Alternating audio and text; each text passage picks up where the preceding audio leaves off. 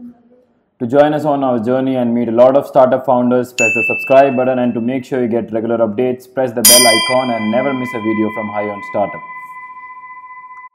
I think in life, particularly in startup, you have to, from day one, you have to decide, you want to be Bill Gates or you want to be Christopher Nolan. A better situation is always where you have money in the bank and your startup is running on a sustainable basis. The company which acquired us got bankrupt. Because of that, I was a paper millionaire one day, and just overnight I was broke. So welcome to High on Startup, and this time we bring you the founder of Curie Labs. Now this man hasn't just started with one startup, he has another one. And he'll talk about that as well, but essentially let's see where the conversation goes. Mr. Saurabh Vij is here with us today, and we are going to tell you that essentially how a person who drops out of PhD comes up with a solution to a lot of problems that people like us are facing. So tell us that how did you come up with the idea? Now that when you did like one degree, another degree, and then you dropped out of PhD, I mean, was it the idea that if I drop, I'll probably become a founder of a startup or something? Why did you drop out of PhD? So it was never like that I wanted to become a founder of a company or something like that. So I've always been driven. So essentially I'm a very lazy guy. So my only drives are either a very strong painful experience or some kind of love or excitement. So physics has always been my it's like religion for me. So I get excited about anything related to physics. So particularly high energy physics, particle physics. Okay. So I went in that direction. I followed my primary inclinations, if you would call it, or curiosities. So I followed that. I worked at CERN. It's one of the biggest, it's the biggest particle physics lab in the world. So I worked there for a while, and then I went on to for my PhD at Atomic Energy Commission in France. But it has always been that whatever I do, it needs to have an impact on a lot of people.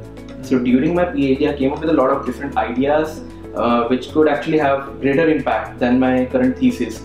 And you know how these things are. There are rigid rules in an institution, and a creative thinker feels like he's suffocating there.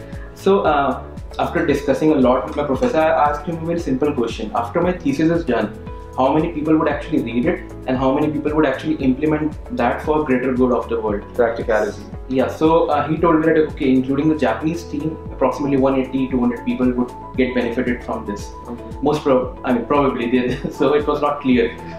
So it occurred to me that okay, I'm going to spend 3-4 years of my life working on something which is not really going to have an impact on a lot of people. So then in the meanwhile, I got interested into entrepreneurship. I started reading a lot of articles, and then I saw starting out a company or any venture as a medium to actually have more impact. So this is what I really believed in, and this is one of the core reasons I thought that okay, if I can fuse science with business sense, we can really have much bigger impact on the world. So that's how it has been from the time of Ford, Edison, and people like Elon Musk today. So scientific breakthroughs along with some good business sense together can actually have a bigger impact on the world. So being from high energy physics, background, nuclear science, so I had this dream which really excites me every single day, which is to come up with a scientific breakthrough which can actually deliver nuclear fusion to the world, which would be cheap, safer form of energy for the world. So that's something which drives me. So whatever I do, whatever my ventures are, they're all surrounding around this core idea to one day finally be able to achieve nuclear fusion. So that's nice. Now, thank God you have physics as a religion when people are facing a lot of issues in our country. Possibly. But so about your family, I mean, I come from a household where I have a lot of cousins. They're my age.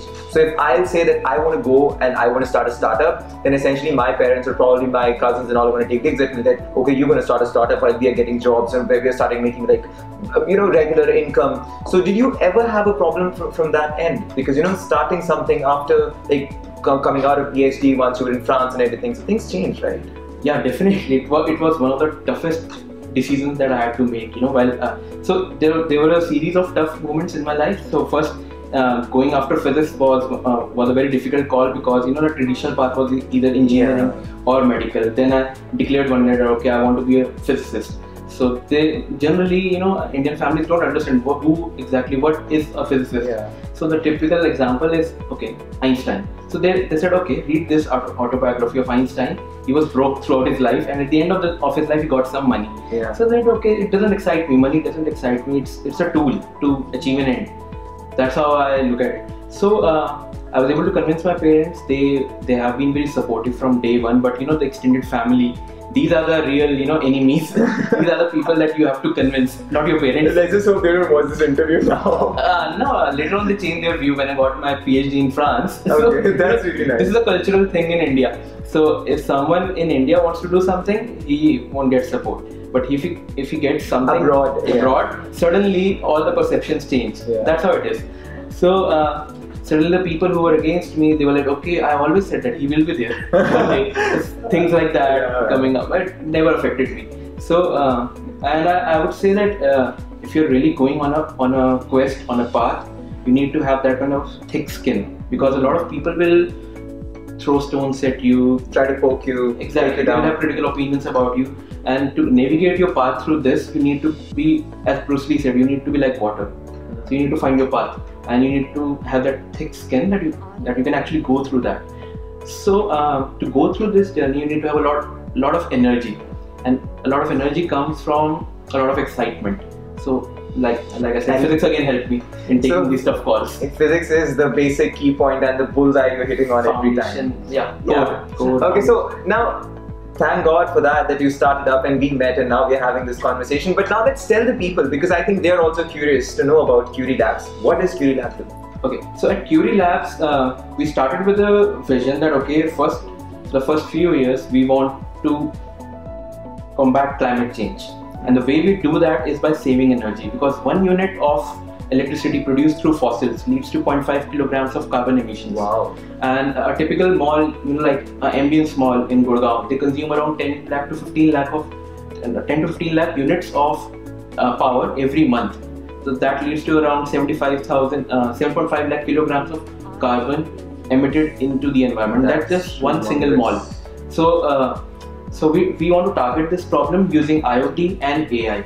So we are trying to understand their power patterns, different kind of wastages throughout the facility. We are trying to gather a lot of different parameters that they currently don't even look at. For example, they go by their intuition, which is like, okay, if there is certain changes in temperature, they would schedule their chillers and AHUs accordingly and ACs accordingly. So, but that's where we come in. We bring data science into this thing. We capture a lot of different parameters which have a direct impact on power consumption, like pressure, humidity, heat index, occupancy. These are some of the critical factors that they intuitively know, but they don't really, gather this kind of information. So based on this data, we automate the entire facility, and this helps in reducing power. That's amazing. That's actually something that probably not a lot of people actually bother about nowadays. Okay, so please tell us about the story. Share your story about being a paper millionaire, about the previous startup that you exited and how things changed over there. Yeah, so I'll start with like 2012, late 2012, when I came back to India, when I dropped out of my PhD. So I wanted to solve a problem which could resonate with me at that time. So that was women's safety, and Nirbhaya happened during that. Yeah, 2012 December. Yeah. December. So we proposed this idea to MCIT, Ministry of Communications in IT, and they said that okay, in order to really build this product, we can provide you a grant if there is an academic institution in between. We can't fund a startup directly. So to get their grant, we had to convince a lot of different academic institutions. So again, I went on this journey, tried to convince a lot of different professors in multiple universities like IIIT Delhi, IIT Delhi, DC, NSIT, and finally one professor at IIT Delhi, Professor Balakrishnan. He was convinced about our idea, and together, after like 8 or 9 months of persistence, we were able to raise a grant of around $80,000, so approximately 48 lakh, 50 lakh rupees. And using that grant, we built the entire product, and then we commercialized it. And then, so it was a wearable safety device for women. So it had multiple triggers. So if you press one of the triggers, it would send your GPS location to your friends and local authorities in real time, and they can see your whereabouts in real time. So that was the product. And then so there's this bigger company. It's a jewelry company. So and in US basically there have been a few startups in line with smart jewelry.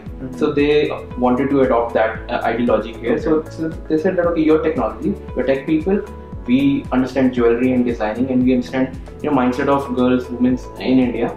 So we can develop this together. So it was a $30 million company. So they acquired us, gave us a lot of resources, and with their help, we also built a product.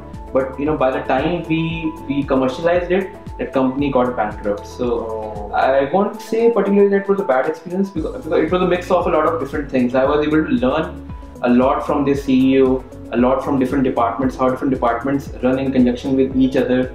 So in India, a lot of people are suffering from a syndrome which I call as Steve Jobs syndrome. I got suffered from that also. Okay. So what we do is, it's a misinterpretation of what Steve Jobs did.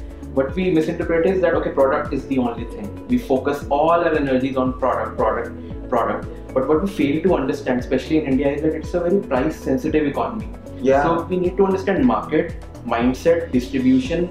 So now I have this theory that I've built up for myself, which is, so there are two parts of the equation. One is value creation. The other important part which was missing was value delivery. So I never focused on that. So that's what I learned in my last startup experience. That just don't, it's good to focus on product, but it's always design your product according to your market. Go first in the market, understand their psychology, build your product according to it. So now that we know about this, so you essentially had the money, but then all of a sudden you became a paper millionaire, and that happened just because the company got bankrupt. Now things happen, but I think that was really nice, so that now you started Curie Labs. Now I understand how it works. Yeah. Not just value creation, but also when you are going for a deal, because I'm coming from a very deep scientific background. We scientific people generally don't give a fuck about money and economics. Yeah. But now I've understood that, okay, you have to balance these traits together. At least if it is 80%, it has to be there. 20-25% of economics sense needs to be there. So now I understand that, okay, that any deal should be a win-win for everyone. Never go with desperation. I mean, when you talked about that, whenever your relatives or anyone would make a comment, good or bad, it never bothered you because you were very focused. So where do you get this focus from? What do you need to get high on? Okay, so my startup, which is really driving me every single day, this drives me. I mean, I don't need coffee now. So Mr. Saurabh really talks about that he's not essentially aiming anything on a religion, but he says physics is his religion. He's focused, he's determined, and he's also a person who has a lot of ambition and aspiration, and he's working really hard for it because he's changing the way society progresses. And probably with Curie Labs, we'll have the solution to the major issue that we are having in the world today, and that's why now I'll tell you, go check out Curie Labs. The link is down below, and subscribe to our channel because we brought you this amazing startup, and we'll keep bringing you more.